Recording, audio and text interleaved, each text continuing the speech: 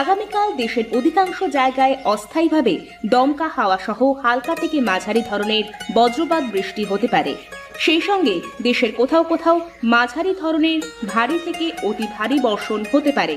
এদিন সারা দেশে দিন এবং রাতের তাপমাত্রা প্রায় অপরিবর্তিত থাকতে পারে।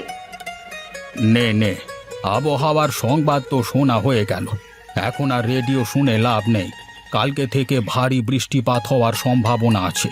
আরে আমরা তো বেঁচে গেছি, আগে সব ফসল কেটে ঘরে তুলে ফেলেছি। হ্যাঁ গো হ্যাঁ, আমার তো আরও 1 সপ্তাহ আগে ফসল উঠে গেছে, কিন্তু তাকিয়ে দেখো মাঠে প্রায় অর্ধেক লোকের পাকা ধান রয়ে গেছে। কাল থেকে যদি ভারী বৃষ্টি হয় তাহলে তো মানুষের বিপদের কোনো শেষ থাকবে না গো। তাই তো দেখছি রে, কিন্তু মানুষ তো একদিনের মধ্যে কি করে তাদের ফসল ঘরে নেবে বল দেখি। মানুষ এবার ফসল নিয়ে ভালোই কাড্ডায় পড়বে, বুঝলি। হ্যাঁ গো, মানুষের আর কি করবার আছে বলো, বিধাতা যা করবার তা তো করবেন। এখন সবাই মিলে বিধাতার কাছে প্রার্থনা করা ছাড়া তো আর কিছু করবার নেই, তাই না? এক কাজ করি, সবাইকে ডাক দিয়ে বৃষ্টির পূর্বাভাস জানিয়ে দিই, তাহলে সবাই সতর্ক হয়ে যাবে। সতর্ক হয়েও খুব একটা লাভ হবে বলে মনে হয় না। তারপরেও দেখ, মানুষকে ডেকে যদি কোনো উপকার হয় এতে করে, তবে তো বেশ ভালোই হবে। শোনো শোনো শোনো, সবাই যার যার কাজ ফেলে রেখে এইদিকে এসো। সবার জন্য একটা বিশেষ খবর আছে, সবাই এক্ষুনি নিজেদের কাজ রেখে এদিকে এসো। বাবারে বাবা, তোর গলা নাকি হ্যান্ড মাইক? এত জোরে চেঁচিয়ে একবারে কানে তালা ফাটিয়ে দিলি দেখছি। ও আমার পারিবারিক গুণ চাচা, আমাদের বংশের সবারই এগুণ আছে। আমাদের জোরে কথা বলতে মাইক লাগে না। কি গো কাকা, কি হয়েছে? ডাক দিলে যে? কি সুখের সুসংবাদ শুনবার জন্য নাকি দুঃখের দুঃসংবাদের জন্য? বলো বলো, তাড়াতাড়ি বলো, মাঠে মেলা কাজ পড়ে আছে। আগামীকাল থেকে ভারী বৃষ্টির সম্ভাবনা আছে। তাড়াতাড়ি তোমাদের ফসল কেটে ঘরে নিয়ে যাও, তা না হলে মহা বিপদ। কি জ্বালা, কি জ্বালা! এই 2 বিঘা পাকা ধান এক বেলাতে কি করে কেটে বাড়িতে নিয়ে যাব বলো দেখি? আর না নিতে পারলে তো ফসল নষ্ট হয়ে যাবে গো। পাকা ধান বৃষ্টির পানি পেলেছে, আর পাওনা হবে না সে ধান। যাও যাও, সবাই পকেট থেকে টাকা খসিয়ে হাটে গিয়ে কামলা নিয়ে এসে কাজে লাগাও, যদি তোমাদের ধান বাঁচাতে চাও তবে। হ্যাঁ গো হ্যাঁ, তাই করি, সবাই তাই করি। তাছাড়া যে আর উপায় নাই। এত কষ্টের ফসল যে করি হোক না কেন, বাঁচাতে তো হবেই।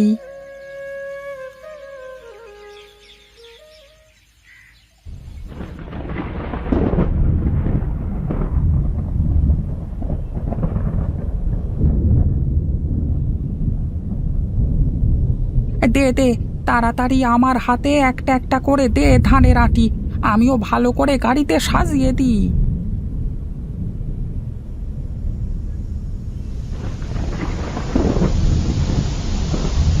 এই রে, জোরে বৃষ্টি শুরু হয়ে গেল যে, এই তাড়াতাড়ি করে ধানগুলো নিয়ে বাড়িতে চল।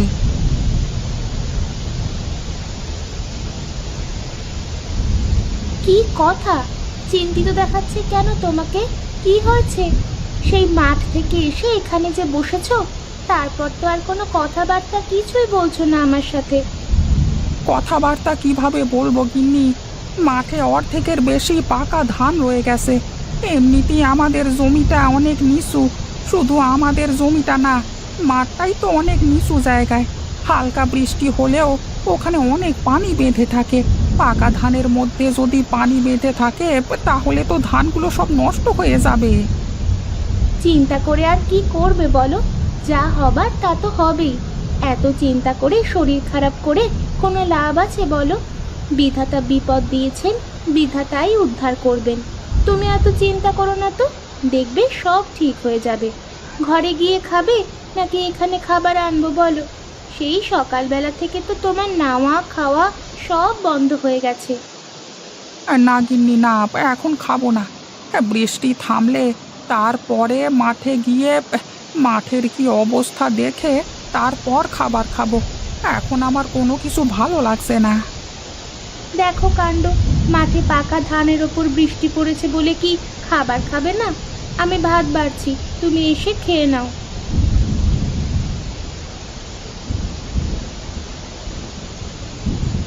কোথায় গো, তাড়াতাড়ি এসো, খেয়ে নাও।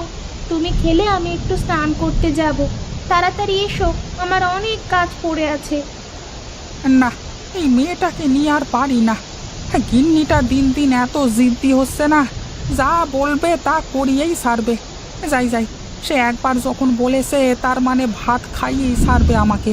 এখানে বসে থেকে লাভ নেই, তাড়াতাড়ি গিয়ে ভাত খেয়ে আসি।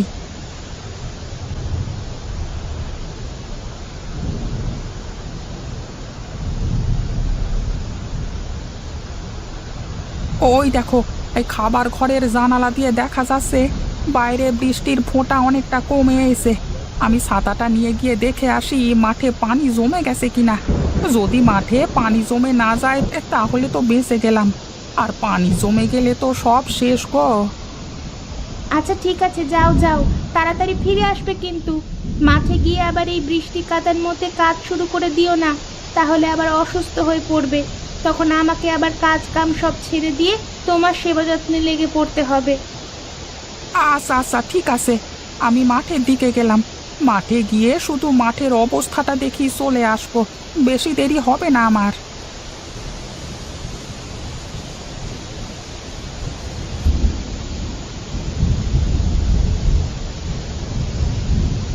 যাক বাবা, বাঁচা গেল। মাঠে তো তেমন পানি জমেনি। যদি আর বৃষ্টি না হয় তাহলে কালকে সকাল থেকে আবার ধান কাটতে পারবো।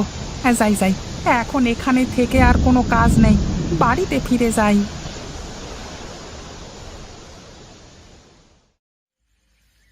আরে সে কি, বাড়ির উঠানে এত পানি জমে আছে কেন?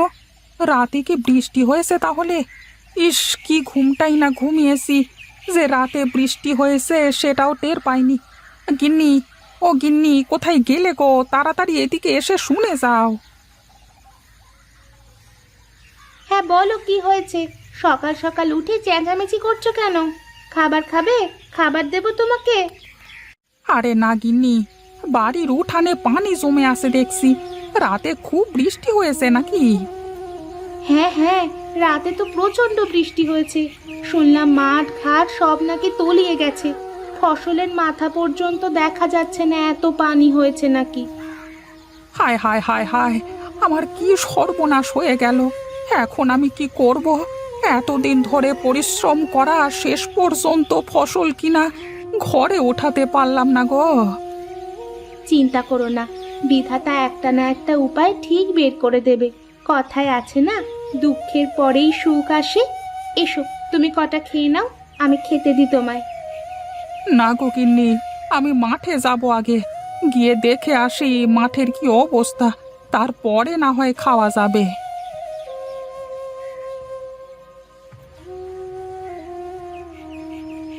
আরে রামু কাকা, তুমি এখানে বসে আছো যে? মাঠের দিকে যাবে না? কিছু জানো না নাকি? মাঠে গিয়ে কি আর হবে, সব তো শেষ হয়ে গেল। মাঠ ঘাট নাকি সব তলিয়ে গেছে, ফসল কাটবো কি করে? এবার ভারী লোকসান হয়ে গেল। আরে যেটা হয়ে গেছে তুমি এখনো সেটা নিয়ে পড়ে আছো কেন বলো তো? আরে যেটা হচ্ছে সেটার কোনো খবর নেই তোমার কাছে? কেন, কি হয়েছে আবার? আরে কাকা, কালকে সারা রাত ধরে ভারী বর্ষার ফলে মানুষের পুকুর ভেসে সব মাছ মাঠে উঠে গেছে। আরে মাঠের মধ্যে মাজা সমান পানি বেঁধে গেছে, তার মধ্যেই বিশাল বিশাল বড় বড় রুই কাতলা মাছ হচ্ছে, বুঝলে? বলো কি গো, সত্যি নাকি মাছ হচ্ছে? তাহলে তো যেতেই হচ্ছে দেখছি। গিন্নি, ঘর থেকে থুরকুসটা দাও তো দেখি।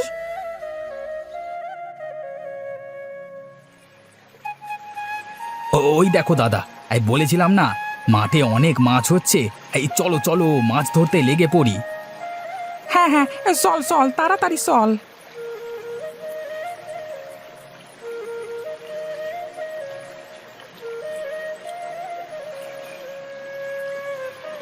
আরে কানাই, তা থাক রে, আমি গেলাম।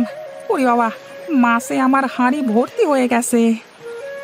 আচ্ছা আচ্ছা ঠিক আছে, যাও যাও, আমি আর কটা মাছ মেরে তারপর আসবো।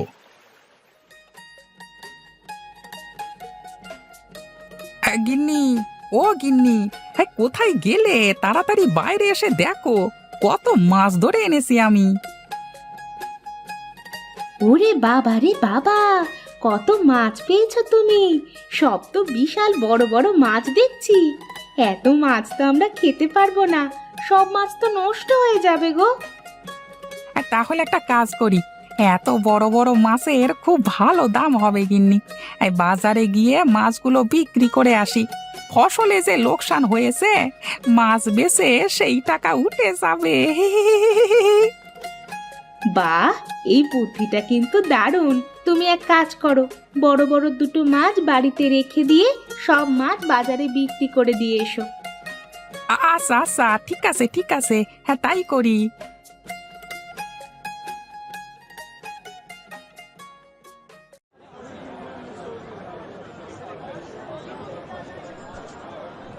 হ্যাঁ, আসলেই এই জন্যই লোকে বলে বিধাতা যা করে মঙ্গলের জন্যই করে।